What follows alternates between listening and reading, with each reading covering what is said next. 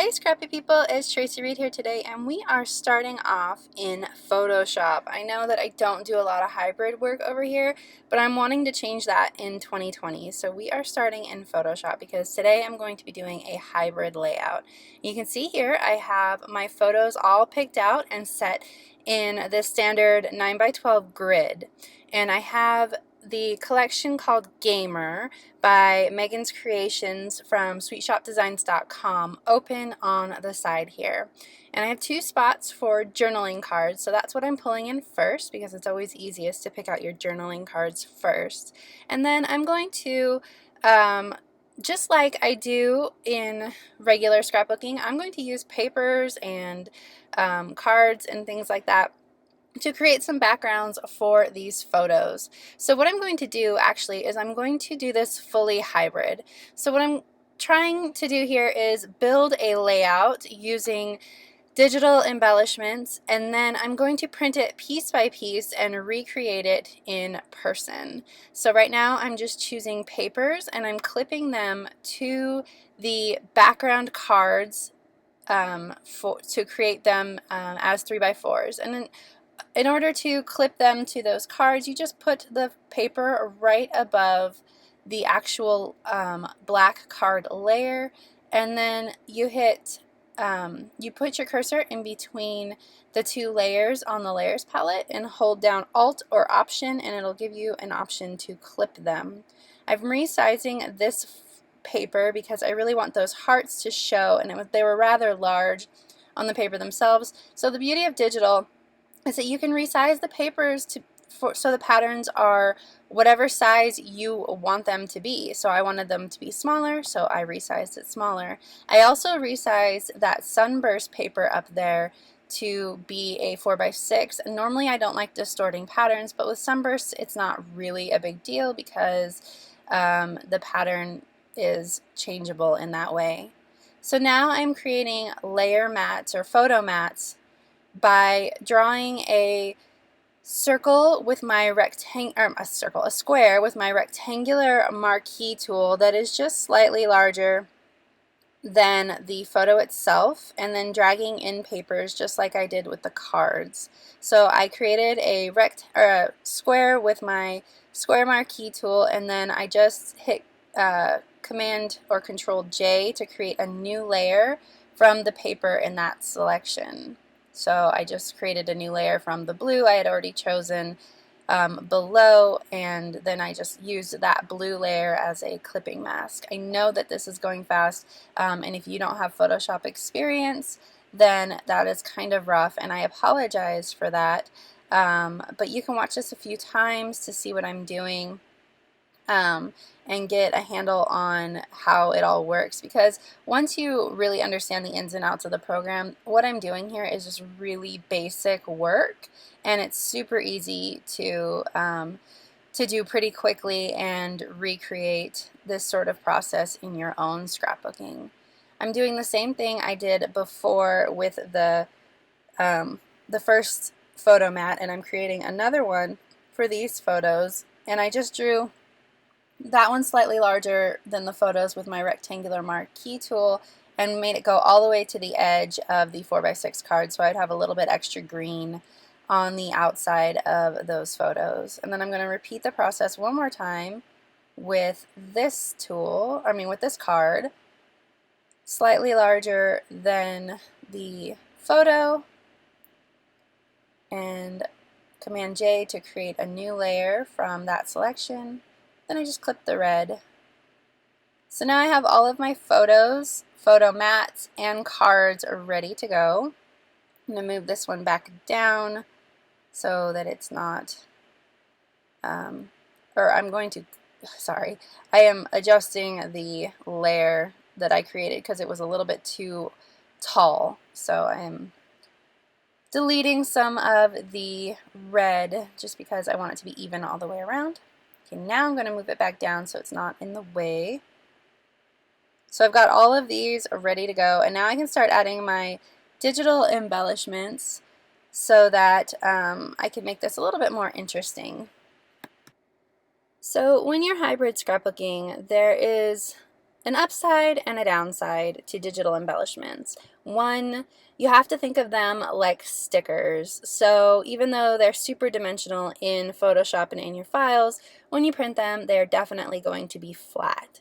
So when I'm hybrid scrapbooking specifically, I like to stay away from the super dimensional things. I am going to use some dimensional things in this layout, but not too many, because I don't like the way that it looks flat too much in my hybrid scrapbooking. It's funny because when I make a purely digital page, I love all of the embellishment, all of the dimensional stuff. But if I'm going to print and cut, I really just like to stick with things that look mostly like stickers.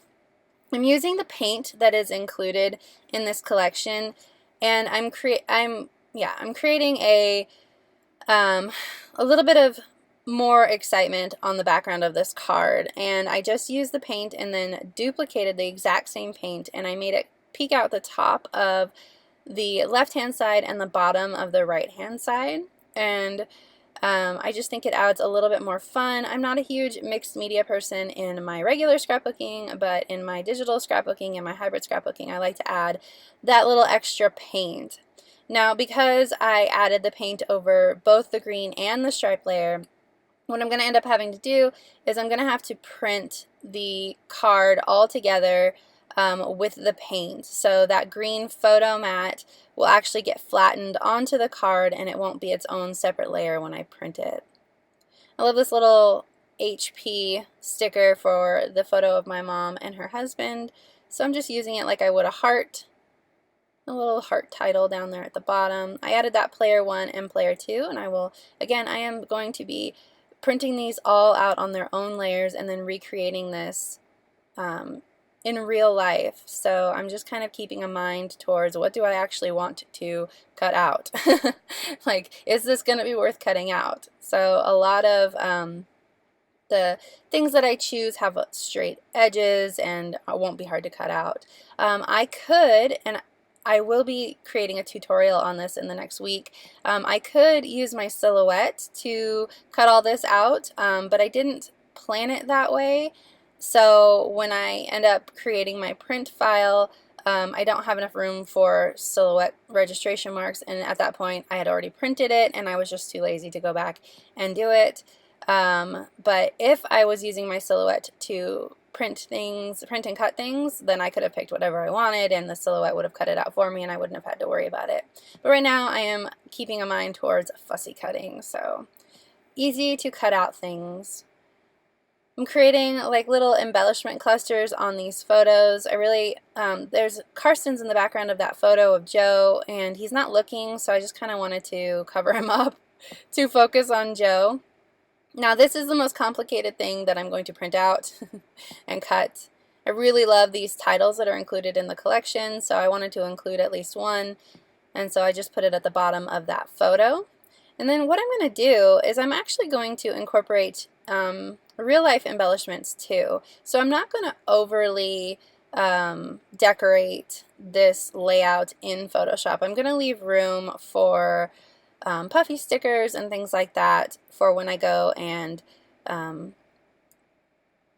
put it together in real life. I do add these stars, and they are dimensional, and I debated once I printed them out whether or not I wanted to include them, but I do end up including them, so I do like them, and they don't read too flat when I print them out. They're fun. So I'm just going to scatter them around like I would enamel dots. Then I think I'm about done here. I'm going to add some paint to the background of that card with Joe, just to make it more interesting. And I need to add my journaling to the journal card, which I'm going to do in Photoshop rather than writing it out by hand. I could do it either way, because I'm going to print all of the embellishments and cards on Epson Premium Matte Presentation Paper. It's my favorite paper for printing digital anything, like digital cards. It comes out super saturated, super color true, and that's always my problem when I print digital things, is when you transfer them to real life, depending on the paper that you use, they won't be as color true and saturated as they were in Photoshop, but I never have a problem with the color when I use Epson Premium presentation paper. So that is my pro tip. If you want it to look like it looked in Photoshop, that is the paper to go with. It is worth it. I'm going to add this little verses between the two photos down there between the two photos. There we go. Sorry.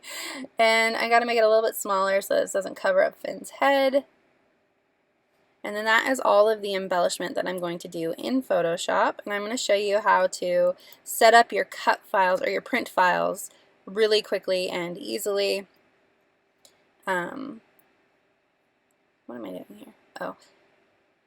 So I'm just resizing the power up as well because I like the things that are the same to have or be the same size. So these are flare, and in real life, like, I would use the same size flare. Flare is a pretty standard size generally, so I just was resizing everything to make sure that they were about the same size. There is also flare in that Let's Play cluster that's a little bit smaller, but I decided that that didn't bother me too much. Okay, so now we are going to create print sheets, and what I like to do is create groups of the types of embellishments and things that I'm going to be printing out. So I put all of the embellishments in one group and all of the photos in one group, so I could just turn off those layers and print the cards first. So I'm merging all of the layers that need to be merged so that now I have just 3x4 cards, 4x6 cards, and mats.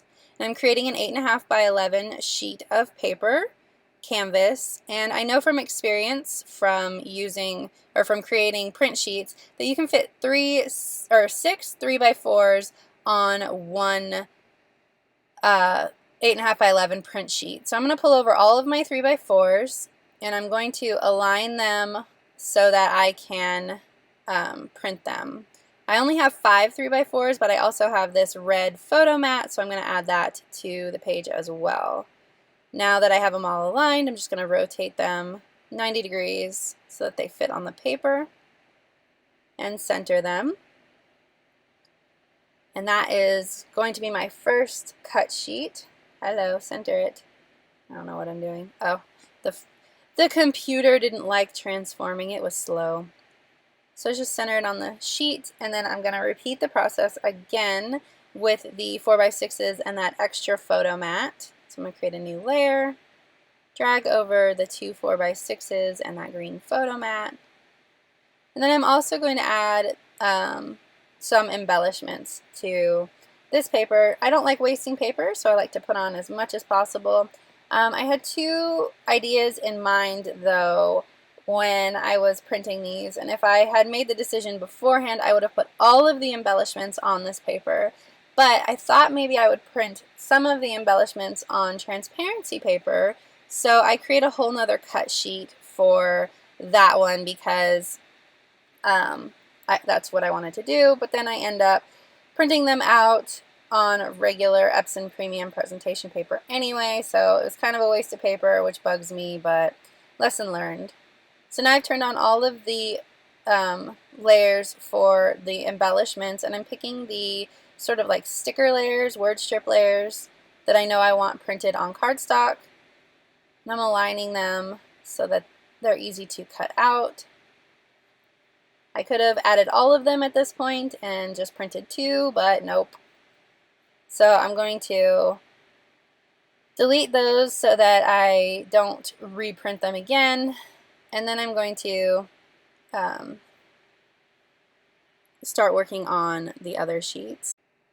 So now I'm gonna put these all on the 8.5 by 11 canvas, and again I'm planning on doing these as a transparency, so I'm kind of just making sure I'm leaving enough room for the transparency around the edges. I've lost some embellishments, so I'm making my canvas size smaller so that I can find them. There it is.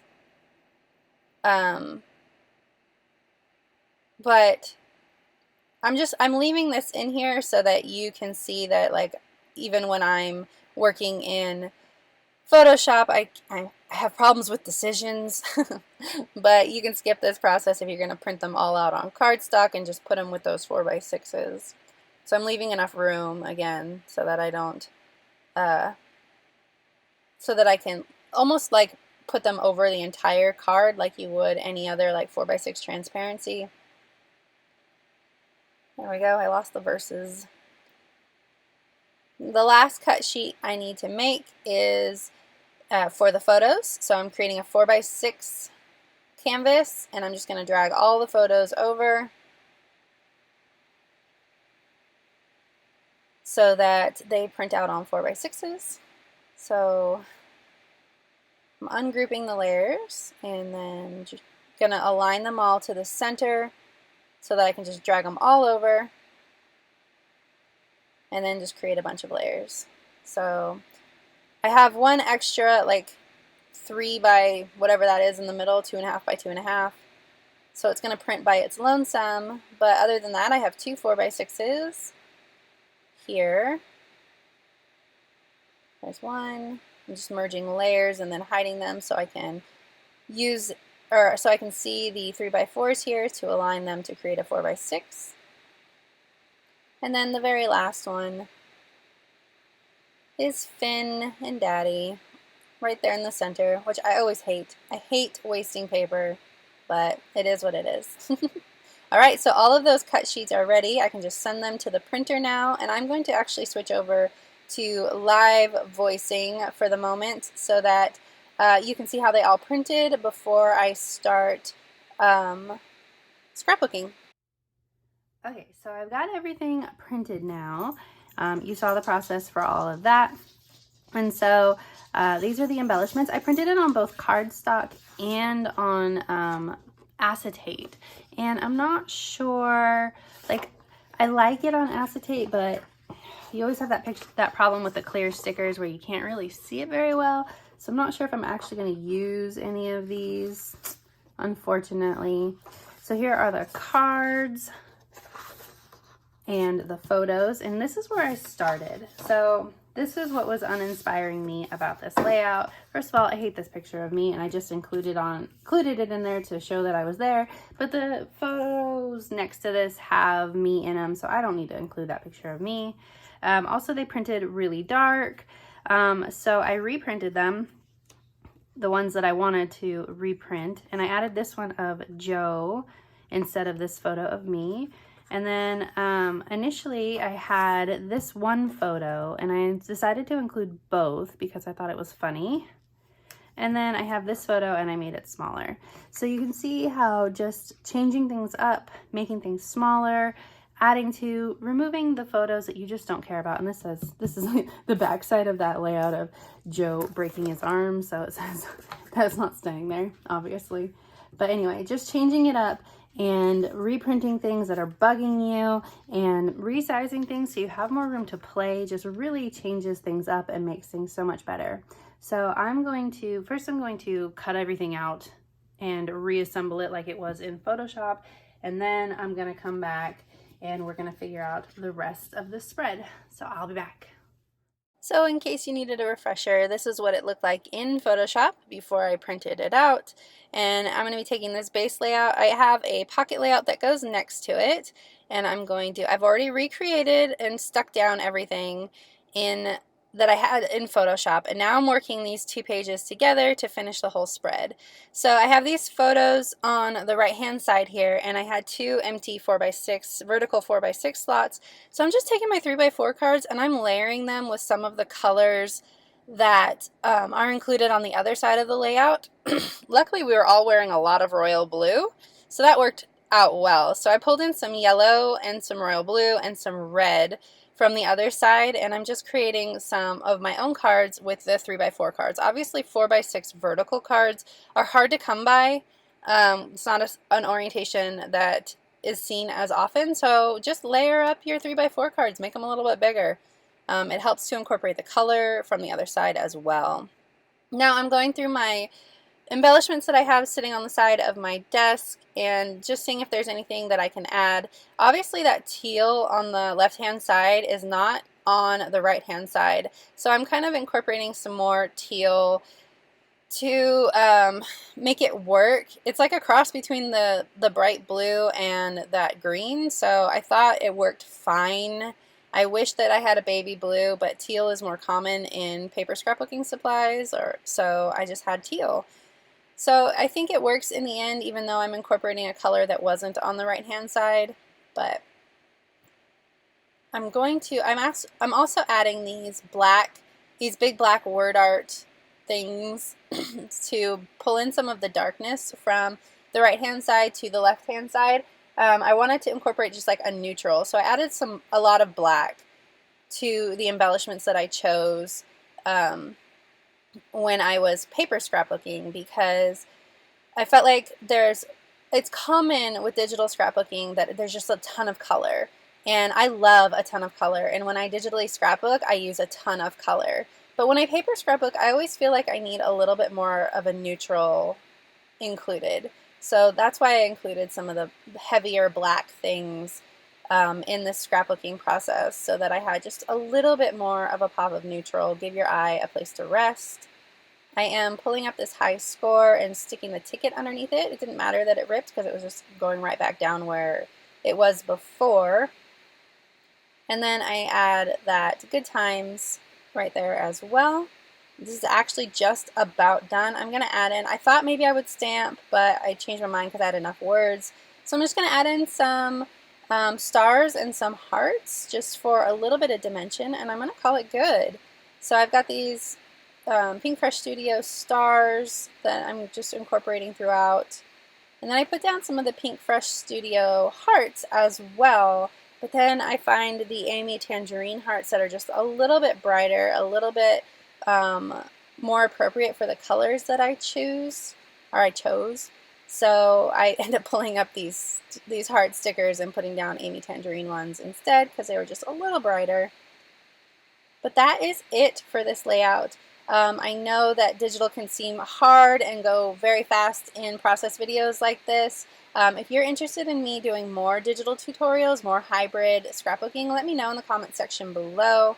If you enjoyed this video, I'd love it if you give it a thumbs up. If you're new here, go ahead and subscribe. I would love to have you, and I will see you next time. All right, thank you.